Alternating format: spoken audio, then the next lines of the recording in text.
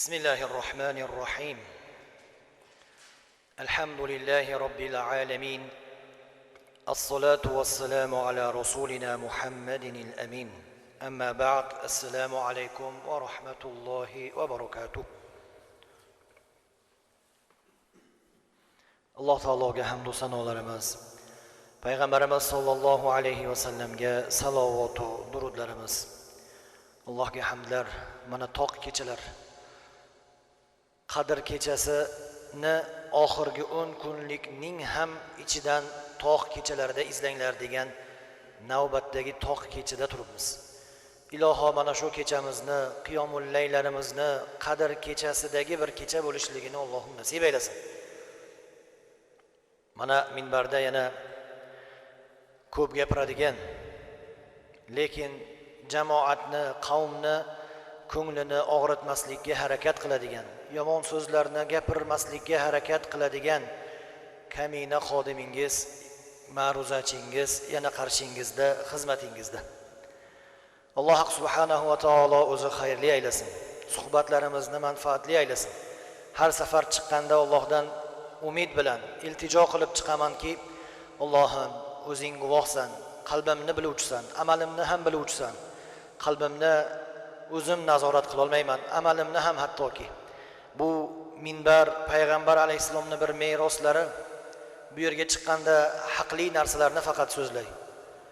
Dinimizga, dunyoyimizga manfaatli bo'lgan so'zlargina va o'zim amal qiladigan so'zlargina chiqishligini Alloh nasib ayla deb yolvorib chiqaman. Bu o'zimga ayon, Allohga ayon. Endi azizlar, albatta Allohga tavakkal qilib, bugun vazminlik bilan, inshaalloh bosiqlik bilan, og'irlik bilan suhbat o'tkazgan bo'lamiz. Alloh xayrli aylasin. Bugungi mavzu rizq Allohdan, harakat esa bandadan ekanligi borasida ekan. Haqiqatda rizq Allohdan, harakati bandadan. O'sha harakatni ham berish asli Allohdan. Asli Alloh harakatni ham yaratuvchi, bandani ham yaratuvchi, rizqni ham beruvchi, hammasi Alloh. Banda bu yerda go'yoki bir rol o'ynab beradi.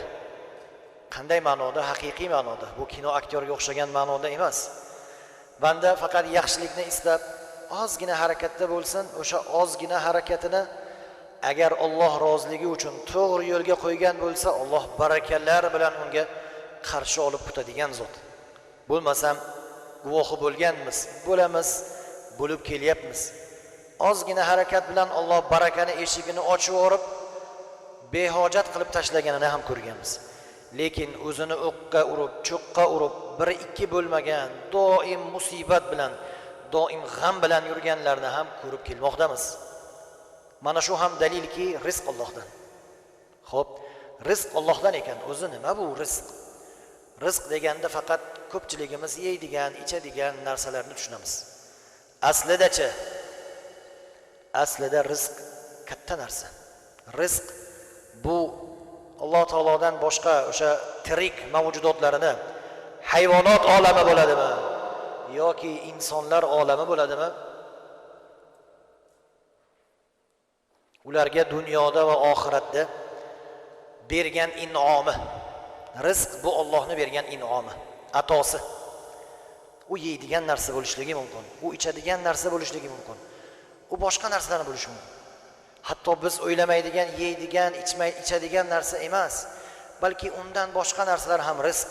Masalan, savob amallar rizq, solih amallar rizq. Ertaga qiyomatda inshaalloh jannat rizq. Jannatdagi darajalar bu ham rizq. Hamma narsa rizq.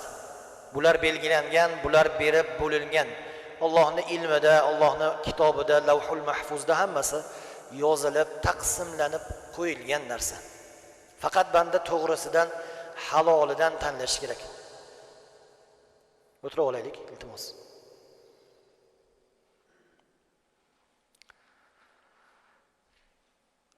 Ulamolarimiz rizqni 2 turga bo'lgan ekanlar. Biri ma'naviy rizq, ikkinchisi moddiy rizq. Ma'naviy rizq nima bu? Ma'naviy rizqning eng kattasi, eng gul toji, eng boshi bu iymon. Bu Allohni bergan bandasiga iymoni. Ya'ni Alloh o'zini tanitib qo'yishi va o'ziga sajda qildirib qo'yishi. Boshqa narsaga emas. Eng katta rizq mana shu. Ma'naviy rizqning eng kattasi. Bu moddiy rizqni ham bosib ketadigan narsa aslida. Moddiy rizqchi yeydigan, ichadigan, tandurustligimiz, salomatligimiz, kiyim-kechaklarimiz, minadigan mashinamiz, yashaydigan hovlimiz, uyimiz, xullas hammasi. Bular moddiy rizqlar.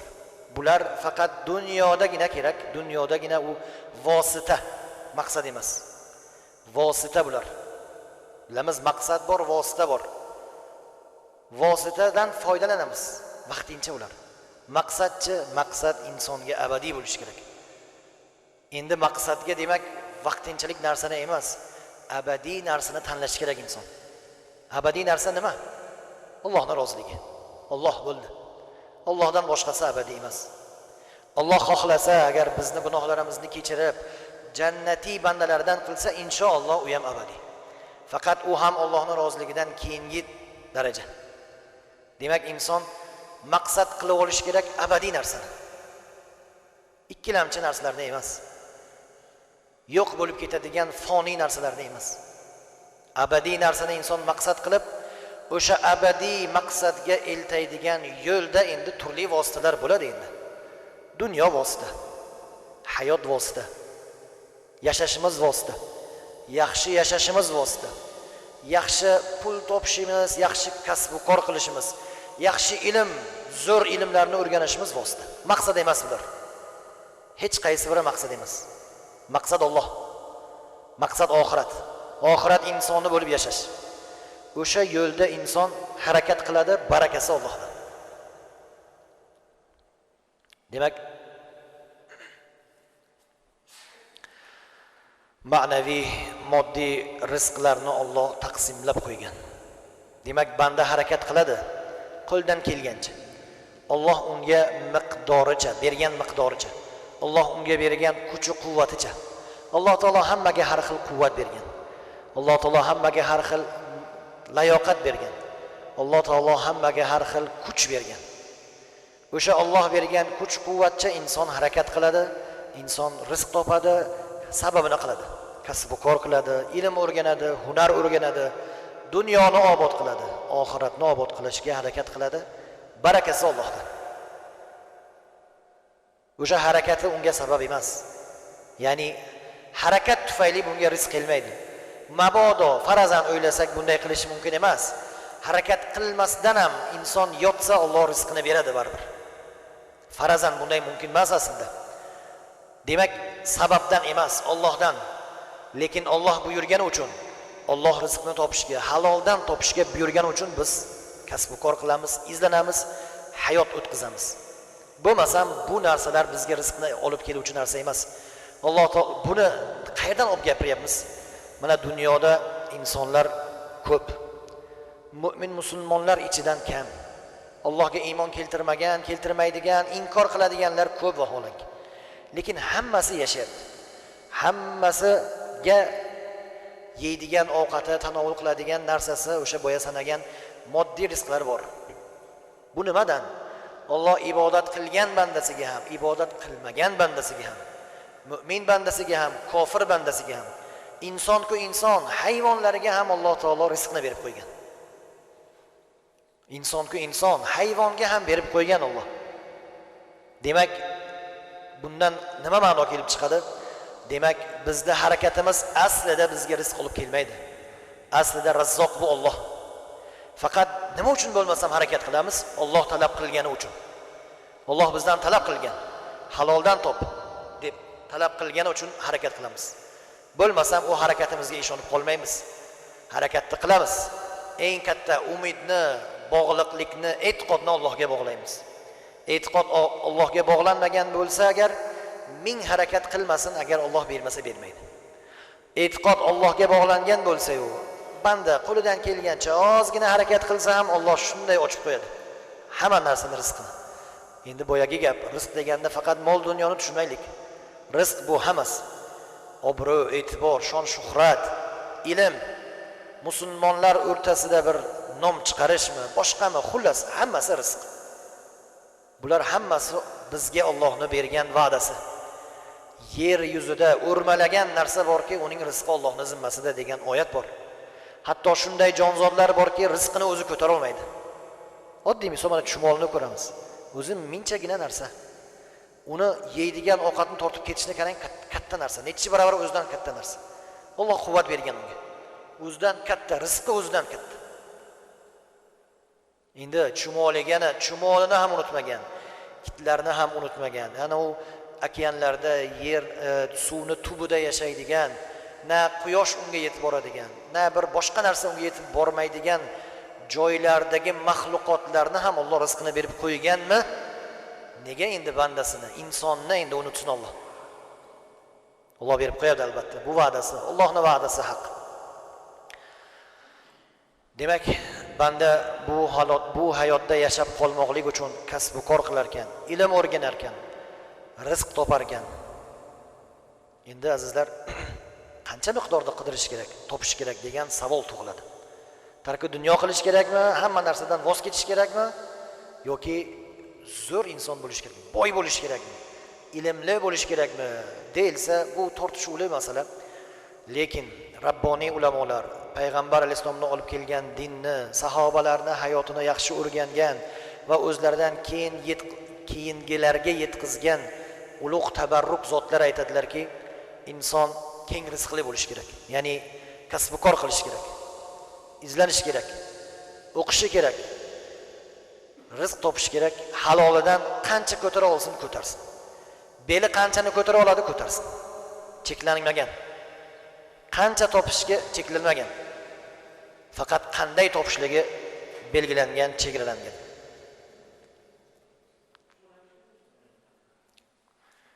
Subhanallohil azim. Astagfirulloh deymizda shaytonga hay beramizda endi. Kelib shunday o'tirib olsak bo'lmaydimi azizlar? Nima keragi bor? Shu harakat qilamiz. Chiqishdan aytyapmiz. İnsanlarni qalbini og'ritadigan so'z gapirmaylik deb chiqamiz, lekin majbur bo'lmoqdamiz. Jim bo'laylik, iltimos, ana oxirida o'tirgan ikkita inson, yoshlari ulug'sizlar. Iltimos, eshitaylik. Nima ahvol bu? Inson mana bu yerda tayyorlanay, bir gapiray, vazifa bu, vazifamizni yetkazay. Fikrim chalg'inmasin. Ey Alloh, fikrimni chalg'itadigan narsalarni ko'rsatma deb chiqamiz ham baribir shayton kishanlangan-ku axir. Shaytonga endi bahona yo'q. Iltimos endi o'zimizdan bahona. Keldikmi, jimgina o'tiraylik. Bir kishi yo'l berdimi, jimgina yo'l bersin. Ovoz chiqarish shart emas-ku. Iltimos, hammaga, bir kishiga emas, hammaga, o'zimdan tortib hammaga. To'g'ri tushunaylik. Bir narsani qadriga yetmaganni Alloh taolo olib qo'yadi, xor qiladi keyin. Ma'ruza eshitishga, masjidga kelish fahmi farosatini beribdi Alloh. Alhamdulillah, ertaroq kelib o'tiribmiz. Bu narsadan mosuvo bo'lganlar qancha bo'lmasin. Zorlanib yotganlar qancha bo'lmasin. Mana yana mavzuga qaytamiz. Uzoq bormaylik. Men o'zimdan kelib chiqib gapiraman. Ana kuni gapirdik. O'tgan yili, 1 yil oldin men o'zim shu ahvolda edim. Havasim kelardi. Ey, tarovehni o'tkazyapman. Ramazonni o'tkazyapman, ro'zani o'tkazyapman, namozni o'tkazyapman, hatto namoz o'qilmasdi. Yotgan joyimda o'qirdim, tayammum qilib o'qirdim shuni ham. Qo'limdan kelmasdi. Aytayapman-ku, tikka turish emas, oddiy yotish qo'limdan kelmasdi hattoki. Yana bu mavzuga qaytmoqchi emasman. Inson g'animat bilish kerak. Bu narsani g'animat bilmasa, qadriga yetmasa Alloh taolo bir zumda olib qo'yishi mumkin. Alloh so'ralmaydi. Biz so'ralamiz. Bergan Alloh, oluvchi ham Alloh. Berganida so'ramagan, olganida ham so'ramaydi. Shunchaki bergan bizga bu narsalarni. Hech narsani evazisiz deb o'ylaymiz, lekin unday emas. Talab qilgan, bizga bergan, talab ham qilgan. Kuch-quvvatni berib talab qilgan. Imkoniyatni berib talab qilgan. Imkoniyatimiz bor, fahm va farosatimiz joyida, aql va hushimiz joyida. Ishlataylik bu narsani. Zanglab qoladi bu narsa. Ishlatmagan aql, ishlatmagan fahm farosat nima kerak? Chiqarib bozorga sotsangiz ham olmaydi hech kim. O'shanga iltimos qilamiz endi. Yoshlar ulug'larimizmi, kichkinalarimizmi, iltimos, keldikmi? Bitta bugunga emas. Qayerda bo'lmasin, amri ma'ruf Qur'on bo'lyaptimi? Qur'on gapi bo'lyaptimi? Qur'onni tushuntirish bo'lyaptimi? Bir yaxshilikka da'vat bo'lib, yomonlikdan qaytarish bo'lyaptimi? Odobni saqlaylik. Mayli, joy bormi, o'taylik. Faqat ovozsiz. Iloji bor-ku, yo'qmi? Bor-ku azizlar. Sukunat bilan ozgina o'tib ketishning iloji bor-ku. Hammani o'ziga diqqatni jalb qilib, hammaga vag'ar-vug'ur, turinglar, joy beraylik, yo'l beraylik, o'qilaylik. O'zini xizmat ko'rsatgandek ko'rsatish kerak emas. O'sha ishlarni sukunat bilan ham qilsa bo'ladi. Jimjitlik bilan o'zini ko'rsatib emas. Allohning roziligini istab qilyaptimi o'sha ishini? Jim bo'lib, men bilay, Alloh bilsin, bo'ldi, kerak emas boshqasi bilgani degan niyatda ham qilsa juda a'lo bo'ladi, chiroyli bo'ladi, musulmonona bo'ladi, mu'minona bo'ladi. Nimaga biz arzimaymizmi? Mu'minona ishlarimizni qilishga arzimaymizmi? O'zimiz mu'minmiz-ku. O'zimiz musulmonmiz-ku. Mu'min deb, musulmon deb bong uramiz-ku. Nega ishimiz mu'minga xos, musulmonga xos bo'lmasligi kerak?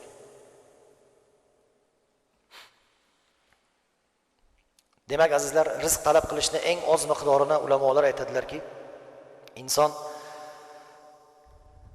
bir kunlik ovqatini jamlab qo'yish va ahli oilasini, ota-onasi bormi, ayoli bormi, farzandi bormi, o'shalarni ta'minlashga kifoya qilarli darajada rizq topib, kasb-kor qilishdagi bu farz. Bu farz. Buni qilmagan inson gunohkor bo'ladi. Kerak emas menga degan odam gunohkor bo'ladi. Endi bu har kimga har qanday. Aytdik-ku, har kimga Alloh har qanday quvvat bergan. Kimdir 100 kilogramm yuk ko'tara olsa, kimdir 5 kilogramm. Men ortiqcha unga, masalan, menga o'xshaganlarga. Kimdir 10 kilogramm ko'taradi, kimdir 50 kilogramm, kimdir undan ortiq, kimdan undan kam. Beli ko'taragan, ko'tarib bilganicha, beli ko'tara olganicha, belini sindirmagan miqdorcha ko'tarsin. Topsin rizqni. Qo'li uzun bo'lsin, boy badavlat bo'lsin. Eng oz miqdori farz miqdori ana shu. Undan tashqarisicha, mana oilamni ta'minlab qo'ydim, ota-onamga qarayapman, farzandimga qarayapman, ahli ayolimgami qarayapman. Yana men ishlagim kelyapti, yana ishlay olaman. Yana kasb-kor qila olaman. Mumkin emasmi endi? Deyilsa, aytgan ekanlarki, endi boya farz miqdorga yana bitta narsa esdan chiqqan ekan. Qarzdor bo'lsa agar o'sha qarzini uzish miqdoricha ham ishlab topishligi farz. Qarz chunki kechirilmaydi. Qarzdor qarzini uzadigan miqdorcha ota-onasini, ayolini, farzandlarini ta'min qiladigan miqdorcha kasb-kor qilib rizqni talab qilish bu farz. Buni inkor qilib bo'lmaydi. Buni inkor qilgan farzni inkor qilgan bo'ladi. Bundan oshig'ini endi. Mana endi qavmi qarindoshim bor, qo'ni qo'shnim bor, beva bechoralar bor, nogironlar bor, yetimlar bor.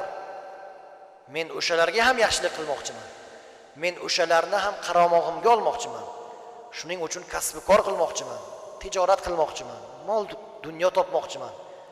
Endi nima, mumkinmi yo'qmi desalar, endi mana shu miqdorni mustahab degan ekanlar ulamolarimiz. Nima degani? Mustahab degani yaxshi. Yaxshi sanalgan. Vojib emas, sunnat emas, mustahab. Ulardan past daraja. Qilsa yaxshi.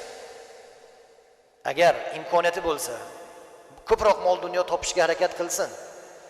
Oilasidan tashqari qo'shnisini, qavmini, qarindoshini, bechorani, nochorni, muhtojni ta'minlaydigan darajada mol dunyo topishi endi yaxshi. Nima degani? Qilmasa ham gunohkor emas degani. Lekin boyagi miqdorni qilmasa inson gunohkor bo'ladi degani. Bu miqdorni qilmasa ham gunohkor emas, lekin o'zida shu narsada imkoniyat, o'zida shu narsada iqtidor, talant deymizmi endi, iqtidormi, sezyaptimi qilsin. Yaxshi. Faqat sharti bor. Buni qilaman deb, mustahab amalni qilaman deb endi boshqa farzlarni unutmasin. Yana boshqa farzlar bor. Allohga ibodat, iymon keltirgandan keyin mana ahli oilasini ta'minlaydigan miqdor farz dedik. Bu farz. Yana bo'ldimi, farz tugadimi? Yo'q, ko'p farz. Ibodat qilishi, 5 vaqt namoz farz. Mana Ramazonda roza tutish farz. Endi men ko'p pul topishim kerak deb rozalar bilan ham panoyi xudo qilib, Endi buni farz qilyapman-ku, oilamni boqyapman-ku deb ro'za bilan xayrlashish emas. Namoz bilan xayrlashish emas. Ey birodar, namoz o'qing. Vaqtim bo'lmayapti-da. Ko'ryapsiz-ku, ish bilan bandman. Meni qaramog'imda qancha odam bor, ish qilyapman, ularni ishlatyapman, ularga men yaxshilik qilyapman. Go'yoki bu narsa buni o'rnida bo'lsa degandek. Yo'q qilsan, zo'r, gap yo'q. Lekin mana bu katta narsa, talab qilingan narsa, boshqa farzlar qolib ketmasin. Mustahab bo'lgan amal farzni zoya qilmasin, deydilar ulamolarimiz. Kechagi mav'izamizda aytdik. Inson agar bir kunlikka yetadigan ham ovqati bo'lmasa, keyin bir tilanchilik qilishlikka ruxsat. Lekin bir kunlik taom paydo bo'ldimi, unga harom bo'ladi. Tilanchilik qilishga unga harom bo'ladi. Endi meni rizqimni Alloh berar ekan, men Alloh berar ekan menga deb dangasalik qilib, insonlarni qo'liga boqimanda bo'lish bu ham harom amal ekan azizlar. Boqimanda teginxo'r deymizmi, boqimanda deymizmi, tamagir deymizmi, endi sanasak gap ko'p, kerak emas bu gaplar. Demak, insonlarni qo'liga qaraydigan emas, balki insonlarni hojatini ravo qiladigan, insonlarni dardiga malham bo'ladigan inson bo'lib yashash bu dinimizning talabi. Bu dinimizning buyrug'i. Mana shu yo'lda inson izlanish kerak ekan, o'qishi kerak ekan, kasb o'rganish kerak ekan, qo'lidan kelganini qilish kerak ekan. Beli ko'taradigan miqdorcha. Alloh unga albatta ravo ko'rgan miqdorcha. Haromga yo'l borib, haromga yo'l tutib, Alloh la'natlagan yo'l bilan emas. Alloh urush ochgan unga u yo'l bilan emas. Alloh halol qilib bergan imkoniyatcha, har kimda har qanday aql darajasi bor. Har kimda har qanday saviya bor. Har kimda har qanday iqtidor bor. O'sha iqtidordan kelib chiqib inson fidoyi bo'la oladi. O'sha iqtidorni inson ustida ishlab, o'rganib, ilm o'rganib, kasb va kor o'rganib, jamiyatga, jamoatga, mu'min va musulmonlarga bir manfaatli inson bo'la oladi albatta. Bu kuchni Alloh bergan insonga. Berib undan keyin talab qilgan, bermasdan emas. Dinimizni o'rgangan ulamolarimiz yana aytadilarki, insonda o'zi 3 ta holat bo'ladi. Hojat, ehtiyoj, undan keyin qulaylik, komfort deymiz-ku. Undan keyin zinat, dabdaba, bezak. Xo'p, qaysi biri mumkin, qaysi biri mumkin emas degan gap ketganda, ulamolarimiz aytar ekanlarki, hojat o'z birinchi bularni aytishdan oldin tushunib olaylik. Hojat nima? Ehtiyoj, ya'ni hojat, ehtiyoj ikkalasi bir narsa. Qulaylik, komfort nima? Va undan keyin zinat nima? Bezak, chiroy. O'shalarning ta'rifini agar to'liq tanishsak, mavzuni tushunamiz. Hojat, ehtiyoj bu inson kundalik yashashiga kerak bo'lgan narsalar. Kiyim bo'ladimi, ovqat bo'ladimi, mashina bo'ladimi, uy bo'ladimi? Qandayki o'shansiz inson yo halok bo'ladi, yo halok bo'lishga yaqin bo'ladi. Kasal bo'ladi masalan uchun. Hojat, mana egnimizda kiyimimiz bo'lishligi hojat. Sovuq bo'lsa bizni bir issiq qiladigan, issiq bo'lsa bizga bir qulaylik, quyoshdan panoh qiladigan kiyim, kechakka ega bo'lishi inson hojat. Endi o'sha kiyim misolida agar yoki ovqat misolida aytsak, inson yiqilib qolmagudek ovqat tanovul qilishi, yeyishi, ichishi bu hojat. Bu hojatni inkor qilib bo'lmaydi. Chunki hojatsiz yashab bo'lmaydi. Agar hojatsiz yashayman desa, yo halok bo'ladi, yo halokatga uchraydi. Kasal bo'ladi, yiqilib qoladi, boshqa narsa bo'ladi. Bu hojat talab qilingan narsa. Ikkinchisi endi qulaylik, komfort deymiz. Xo'p, uni kiyimi bor. Uni sovuqdan panoh qiladigan kiyimi bor. Lekin yana unday bir mo'ynalari bo'lsa, bir quloqni yopadiganlari bo'lsa, bir unga qulaylik beradigan narsa bo'lsa, bu qulaylik endi. Busiz yashab biladimi inson? Yashay oladi. O'sha narsa bo'lmasa ham yashay oladi. Lekin u narsa bo'lsa, yaxshiroq yashaydi. Yaxshiroq ibodat qiladi, yaxshiroq Allohga shukr qiladi. Buni otini qulaylik deydi, komfort deymiz. Inson borki komfortni qidiradi. Endi bundan ortiqchasi zinat. Dabdaba, bezak. Nima u deyilsa, endi o'sha kiygan kiyimi uni sovuqdan himoya qilyapti. Qulay, quloqni ham himoya qilyapti, tomog'ini ham himoya qilyapti, komforti bor joyda. lekin yana xohlayaptiki bir bezakli bo'lsin, bir taqinchoqli bo'lsin, bir chiroyli bo'lsin, bir ko'rganda insonni havasi keladigan bo'lsin. Endi bu insonni yashab qolishiga daxli yo'q. O'sha bezaksiz zo'r yashaydi. Komfortsiz ham, komforti ham joyida. Faqat bezak yo'q. Zinat deydi buni. 3 ta narsa, tushundik-a? Qisqacha tushundik-a?